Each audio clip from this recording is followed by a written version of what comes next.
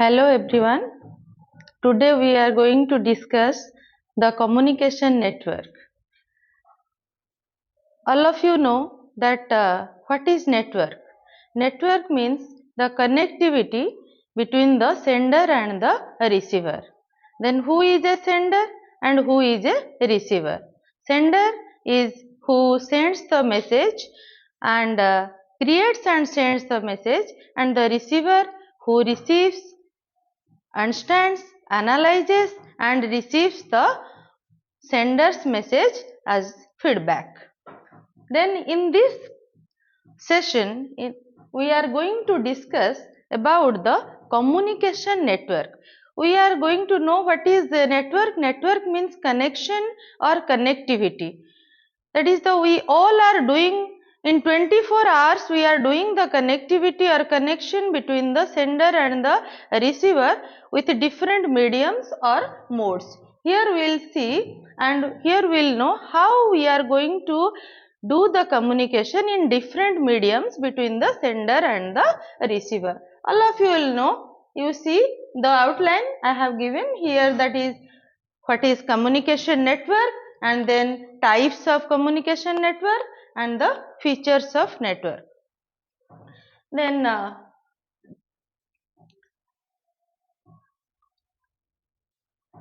first we will go for the communication network.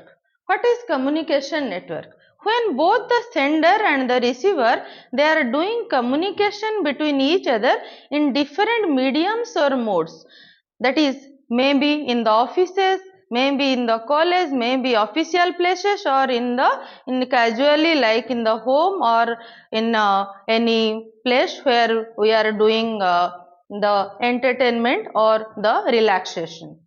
Then here you will see the communication network. I have given one small diagram of how we are going for different communication. In the first diagram, all of you see it is a systematic approach between the sender and the receiver, and there we are going to network or connected with different mediums. Okay. Then globally or broadly, when we will speak about the different forms of communication, that we will see that this communication network is being categorized into two parts.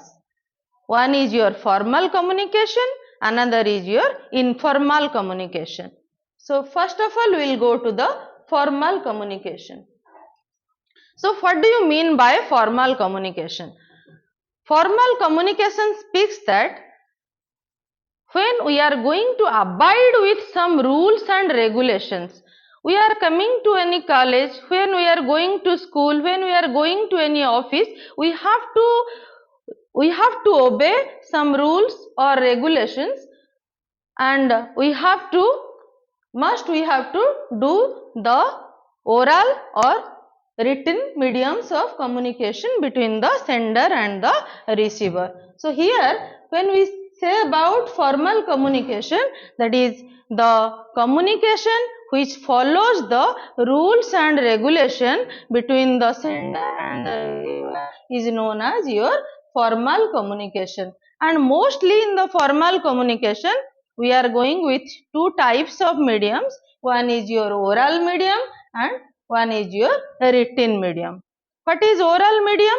Oral medium speaks about when we are going with the face-to-face conversation, telephonic medium or debate, seminar, conference, when we are going through all these things, but we have to obey the rules and regulation. By certain decorum, we have to put that communication between the sender and the receiver, that is known as your oral communication. When we will coming part to the written communication speaks about your letter, fax, your notes, or nowadays we are going with the digital media, maybe with the WhatsApp, with the Facebook, with the Instagram, with the all these, when we are going to do it, that is known as your written medium of communication. But formally when we are going through written medium, that is mostly it is the emails, WhatsApp and in the facts when we are going for, that is known as the written medium of communication, which we are doing between the sender and the receiver. And here one thing we may know that which is more important when you will go for that, which is important or which is we are going to say as proper, that is if oral is good or written is good. When we compare this oral or written medium, we would say that written medium of communication is more proper than oral. Why? That is the here in the written medium of communication we are going to maintain the proper documentation. After 5 years also, if we want any paper, if we want any post, then we may get it, but we are not going to get in the oral communication.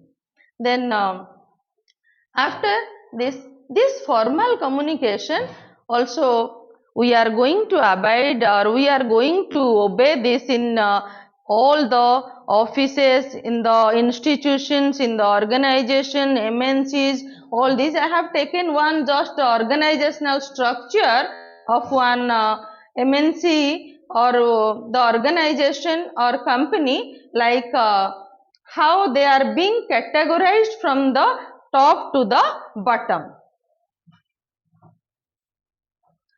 Here we are going to say, or we are going to in the broadly when we will divide or categorize this formal communication into 3 parts. One is your upward communication, then is your downward communication, then is your lateral communication. First of all, we will go for the upward communication. What do you mean by upward communication? This word speaks upward means going from low to high. So upward communication. Upward communication between whom? Between the sender and the receiver, may be anywhere, but this upward communication we could obey only in the formal sector, where we have to obey the rules and regulation. So what is upward communication? We will go for the definition, that what is that? That is the communication which comes from the lower level employee to the higher level authority. When we are going to communicate between each other, it is known as your upward communication. Just as one example I could say, when any lower level employee or any junior is going to speak or going to talk or communicate to the principal, how he will go? He will go through oral medium or maybe written medium, but through a proper channel or proper decorum or through the rules and regulation. We have to go. We cannot go directly, or we cannot straight we could talk with.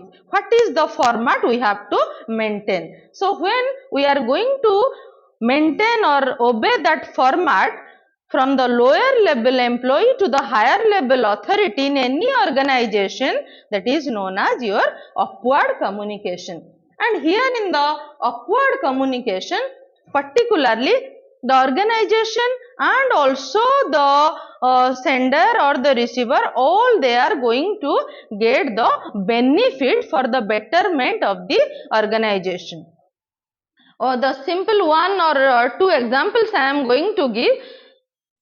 When one authority of the organization, how he or she is going to get all the messages what is going on in the institution, how he or she will get? He is not going to roam everywhere at any time, but at the next moment, at the peak point, when we see he is having all the messages. And where it happens? From the lower level employees, they are going to give the messages, they are going to give all the feedbacks of the institution or organization, from where he or she is going to get it and do the needful action for the betterment of the employees. So here Also I have given the advantage, but for every communication we have both the advantages and the disadvantages. For disadvantages we also see disadvantages here is in the upward communication it is one delayed process. From the lower level employee, when he or she is going to give the message or go to do the communication, then he has to go in proper channel, or to reach the proper channel, to reach to the authority, he has to go in different mediums which make the delays of messages. Maybe it is give the disadvantage, or maybe it harasses the lower level employee in upward communication. Then we will go to the second one, which is the downward communication. What do you mean by downward communication? Downward, also like upward I have said, downward means from high to the low. Okay. So that means here downward communication speaks about the communication which comes from the higher authority to the lower level employees in any organization. So here downward communication is the fastest communication process in the communication network, which comes very fast, and it is coming from the authority to all the employees in the organization, and it is uniform, and the message is uniform for all. As for example, if one vacation date is going to be announced, or if given in Dasera, so when authority is going to announce, it is not for one only, it is for all, and it is coming as fast to the employees of any organization. So here in the downward communication, here what happens, the management here also educate, then inspire and direct its employees to get the benefit of the organization, or to get the betterment of the organization. Then here I have given the advantage also. In the downward communication particularly we are getting most of the advantages, but also some disadvantage is there, that here the authority rests with a handful of people. What this sentence means, that particularly authority is being stuck with some people which and he or she may be biased with the message of that particular people, which may harass all the employees of the organization. Then coming to the last one of the communication network is the lateral communication. What is this lateral communication? The communication between the same level of employees in any organization is known as lateral communication. And lateral communication is a very good and a very beneficial communication network in any organization, as the same level of employees or same designated employees are going to sit together, they are going to talk with together, they are discuss together, and they will go for the solution of any problem in the organization. And here we are getting much benefit in the lateral communication, particularly it maintains the harmonious relationship, it creates the bond between each other, and it makes the solution to any problem between each other, as the manager is sitting with a manager, as the supervisor is sitting with a supervisor, as the principal is sitting with one principal, as the assistant manager is sitting with assistant manager. All they are the same level of designated employees, they are going to sit. So what happens here, that all they can speak freely, they can communicate freely with each other when they are going to discuss about any problem in the organization. But this is the benefit, but the disadvantage also, when all the same level or same designated employees are sitting together, Also here it is a threat to the authority. Maybe they are going to make the strikes or they are going to go against the authority. So always authority authority doesn't want that the same level employees are going to sit together. But most of this, the lateral communication is a very good communication in the communication network.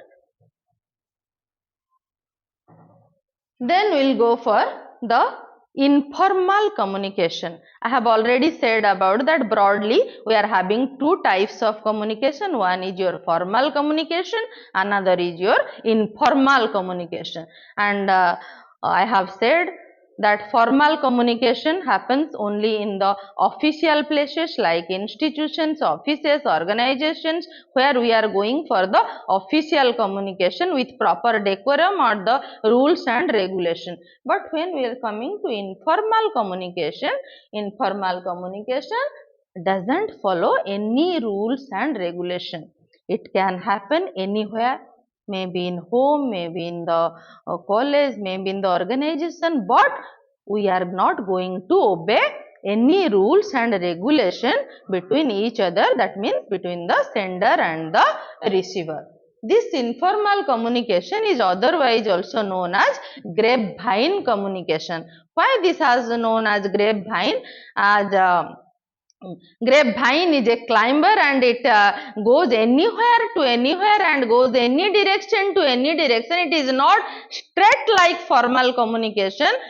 And here anything we can talk, any message we can deliver to anybody, which is more dangerous also, and because of that we are saying it as a grapevine communication. Here what happens, mostly informal communication is a very good communication between the sender and the receiver, as we are getting relaxation when we are feeling stressful, when we will talk with. Mostly this informal communication happens with the closed ones, with whom we are very close. When we are in stress, we are going to communicate, we are going to talk with anybody which lessen our stress, and it is one willful communication between the sender and the receiver. We can communicate it willfully from the heart, spontaneously. The message or the information, the emotion or feelings, anything may come spontaneously from the core of the heart, and it creates the bonding between the sender and the receiver. Is the close bonding between, and this in the informal communication, that is also the advantage we are getting, that it is very economical by nature. How it is economical? That within less span of time, as it is doesn't follow any rules or regulation, we are not following any decorum, that anyone can speak to anybody. So within a less span of time, a message can spread to anywhere. Then we are coming to the disadvantage. Disadvantage is saying about the personal bias. Personal bias between the sender and the receiver. In any organization, if we are going to be biased with anybody, or maybe the authority is going to bias with anybody and going to get the misinformation or the incorrect information about any employee, that